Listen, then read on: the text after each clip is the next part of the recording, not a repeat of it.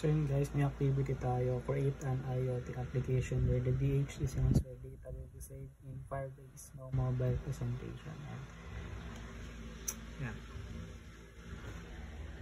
Ito yung wiring. Ito yung code.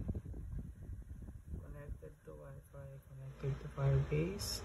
Dito yung temperature and humidity. Tingnan natin dito. Ayan na siya. Kasi natin kung magbabago. Ipa natin tong sensor.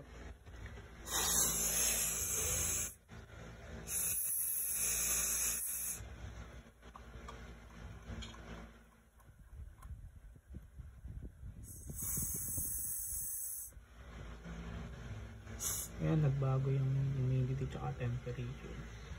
Yan lang.